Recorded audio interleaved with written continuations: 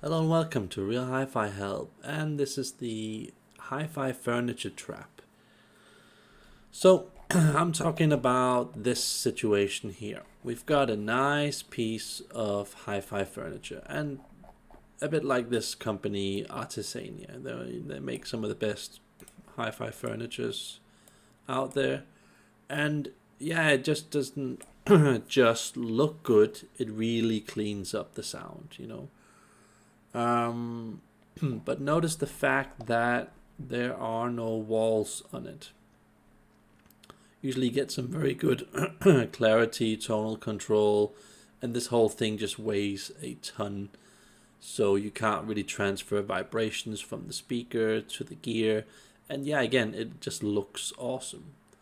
Really, if you're into big soundstage and a lot of clarity, movement, and a lot of finesse and micro detail, you really want at some point to get a really nice piece of furniture. But that's not why I'm making this video, to sell you that idea. It's more to sell you the idea that this is what we see at shows. This is what we see at stores. We've got like a meter or two over to the wall. And here we've got like 1.5 meters from a two-way speaker to the wall. Yeah, you can do that, but you just have to know that when you do stuff like that, you get a very hi-fi show like clingy type of sound. And I think some people are really going to like that for a certain amount of time, but I think you have to kind of also consider, even though you have this fine piece of furniture here, that you maybe have a like a small box in here, or you put the speakers a bit closer to the sidewalls and the back walls, or combined closer to the sidewalls, closer to the back walls, and perhaps have it level with the gear, and that in itself will kind of isolate the sound because it just makes the sound more stable doing that, and it doesn't require more than simple IKEA vinyl LP boxes where you stack them up. And it depends on you. Do you want this more plingy hi-fi show type of sound that's very much about movement and isolated pieces of information, or do you want this more of an what do you call it, homey, organic, natural, balanced type of sound where you can turn up the volume a bit more and it's a bit more warm? I like the latter example that I gave you guys, and I think that just 9 out of 10 times doing what they do at these shows, it looks good.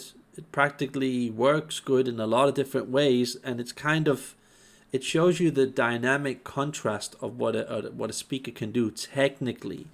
But that's just the thing. If you're creating this environment that they have at shows, it's a very technical dissection of what your system can do, and you might want to reconsider it with the points that I just made.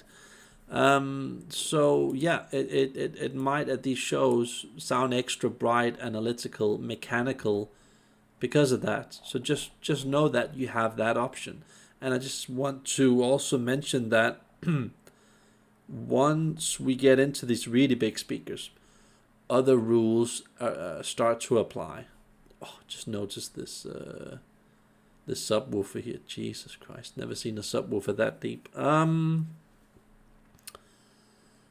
I just and the thing is that once you get into this huge speaker type, I get it. Then you kind of want to avoid, boxes and stuff in between that isolates the sound. You could probably do that to some degree, but I think that it's a lot easier for you having a big and meaty sort of speaker. This could also be like a B&W what's it called? 800 D3 model, I think it's called. That's also a pretty good example of a speaker that can have a lot of air around it and still get away with it. But I'm just saying, it's an extra thing you might want to consider. And actually pretty smart what they've done here. They've got these monoblocks or whatever they are in between here. That doesn't just look good, it's very practical in terms of sound. Of if this thing has back units or whatever, it kind of helps isolate the sound, create a bit more of a separated, clear sound. And if I were to remove these things here, there would probably be more air, more movement, more of a, I wouldn't call it a spastic energy, but you probably get a slightly bigger sound stage and a lot more coolness going on. Not a lot more, but a bit more. And just letting you guys know that those are the ways that you can shape the sound a bit this way or a bit that way, depending on what your personal taste is. So I just wanted to mention that. By the way, have a look at this carpet here. I think that's actually quite brilliant with this room. It could look a bit like it was some kind of stone floor that they've got here. So you kind of understand why they do this. Fascinating. And Karma makes some pretty damn good speakers, insanely expensive, but you might want to try that one day. That's pretty awesome. I like that brand, that speaker brand. I don't really talk about that a lot on my channel, but that's an interesting speaker brand. That's one of those few brands, I would say I would call this possibly a top 10 speaker brand. Karma makes some pretty damn good speakers. I haven't heard enough of it to really know it inside out, but what I did hear was incredible. And I also think that they make some units. I'm not sure about that, subwoofers and amps and stuff like that. But yeah, check that out if you also can one day. So that's just the message of this video. I hope you guys liked it. Have a nice day.